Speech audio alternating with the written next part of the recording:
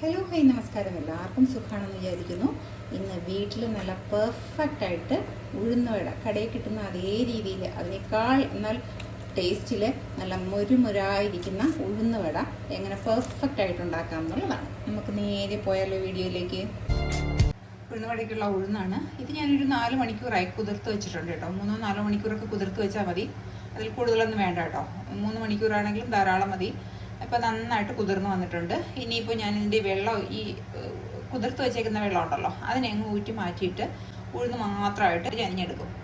ഇതിനെ വേറൊരു ബൗളിലോട്ട് ഞാൻ അങ്ങ് മാറ്റാം. ഈ സെയിം ബൗളിൽ തന്നെ ആയിരുന്നാലും കുഴപ്പമില്ല കേട്ടോ. ഇത് അടച്ച് വെക്കുന്നതിന് എളുപ്പത്തിന് വേണ്ടിയിട്ട് അടിക്കോളൂ. ഇതിപ്പോൾ അങ്ങ് ഫ്രിഡ്ജിൽ അങ്ങ് വെച്ചേക്കുവാണെങ്കിൽ അപ്പം നന്നായിട്ട് ഈ ഉഴുന്നങ്ങ് തണുത്തിരിക്കുകയും ചെയ്യും. ഉണ്ടാക്കുമ്പോൾ നമ്മൾ മിക്സിയിലിട്ട് അരയ്ക്കുമ്പോഴത്തേക്ക് മിക്സി ചൂടാവത്തുമില്ല. ഞങ്ങൾ അടച്ച് ഫ്രിഡ്ജിൽ വെച്ചേക്കാം. ഒരു അരമണിക്കൂറൊക്കെ ആയിട്ടുണ്ട് ഞാൻ ഈ ഫ്രിഡ്ജിലെടുത്ത് വെച്ചിട്ട്. ഇപ്പോൾ ഞാൻ ഉണ്ടാക്കാനായിട്ട് പോവുകയാണ് കേട്ടോ. അപ്പോൾ നമുക്കിത് ഒരു മിക്സിയുടെ ജാറിലേക്ക് ഇട്ട് കൊടുക്കാം. ഇതിപ്പോൾ ചെറിയ ജാറിൽ ഇടുന്നതെന്ന് വെച്ചാൽ കുറച്ച് ഉഴുന്നേ ഞാൻ എടുത്തിട്ടുള്ളൂ. ഒരു അരക്കപ്പ് ഉഴുന്നേ ഉള്ളൂ കേട്ടോ. അതുകൊണ്ടാണ് ഞാൻ മിക്സിയുടെ ജാറിലേക്ക് ഇടുന്നത്. ഒരു 2 ഐസ് ക്യൂബും കൂടി ഇട്ട് കൊടുക്കുന്നുണ്ട്. ഇട്ട് കൊടുത്തിട്ട് ഒന്ന് ഇളക്കി എടുക്കാം. കണ്ടിന്യൂസ് ആയിട്ട് ഇങ്ങനെ അടിച്ചുകൊണ്ടിരിക്കരുത് കേട്ടോ. അപ്പോൾ വെള്ളം വേണമെങ്കിൽ തണുത്ത വെള്ളം മാത്രം സ്പൂൺ കണക്കിൽ മാത്രമേ ഒഴിച്ചു കൊടുക്കാവുള്ളൂ കേട്ടോ. മാക്സിമം വെള്ളം തൊടാതെ അടിക്കാനായിട്ട് നോക്കണം. ഓക്കെ, ഇപ്പോൾ ഇത് ഞാൻ നന്നായിട്ട് അരച്ചെടുത്ത് വന്നിട്ടുണ്ട്. ഐസ് ക്യൂബ് ഇട്ടാണ് ഞാൻ അരച്ചെടുത്തിട്ടുള്ളത് കേട്ടോ. അപ്പോൾ അതുകൊണ്ട് മിക്സി ചൂടായിട്ടില്ല. ബൗളിലോട്ടൊക്കെ മാറ്റി കൊടുക്കാം. വിസ്ക് കൊണ്ടോ അല്ലെങ്കിൽ കൈ കൊണ്ടോ അല്ലെങ്കിൽ എന്തുകൊണ്ടായിരുന്നാലും ശരിയാണ്, കൈ എടുക്കാതെ. ഇപ്പോൾ ഞാൻ ഇത് കൈ ഒന്ന് മുറിഞ്ഞിരിക്കുന്നതുകൊണ്ട് ഞാൻ ഇതുകൊണ്ടാണ് ഇളക്കുന്നത് കേട്ടോ. നന്നായിട്ട് ഒരേ പൊസിഷനിൽ തന്നെ ഒരു 3-4 മിനിറ്റ് കണ്ടിന്യൂസ് ആയിട്ട് ഇളക്കി കൊടുക്കണം. 2-3 മിനിറ്റ് കണ്ടിന്യൂസ് ആയിട്ട് ഇളക്കി വെച്ചിട്ടുണ്ട്. ഇതേപോലെ ഫ്ലഫി ആയിട്ട് ഇപ്പം നല്ല ഫ്ലഫി ആയിട്ട് വന്നിട്ടുണ്ട്. നമ്മളെ കേക്കൊക്കെ ബീറ്റ് ചെയ്യാൻ മുട്ട ബീറ്റ് ചെയ്ത് എടുക്കില്ലേ, അതേപോലെ. ഇനിയിപ്പോൾ എല്ല് ചേർക്കണം. ഇതുവരെയും എല്ലാം ഉപ്പ് ചേർത്തിട്ടില്ല. ഇനി നമുക്ക് ഉപ്പ് ചേർക്കണം. ഉപ്പൊക്കെ ചേർക്കുന്നത് ശ്രദ്ധിക്കണം. ഉഴുന്നാണ്, അപ്പോൾ അതുകൊണ്ട് ഒരുപാടങ്ങ് ഉപ്പ് ചേർക്കരുത് കേട്ടോ.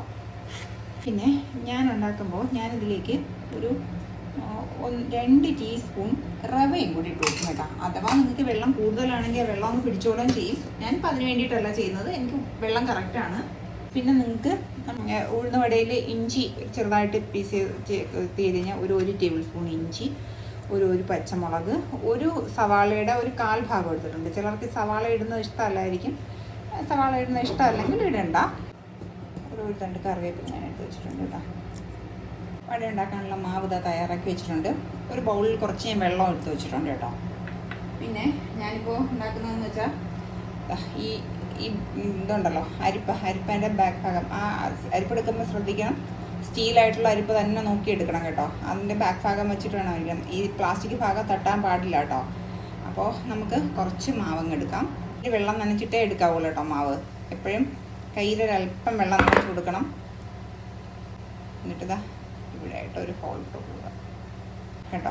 എന്നിട്ട് ചൂടായിരിക്കണ എണ്ണയിലോട്ട് എടുത്തിടുക.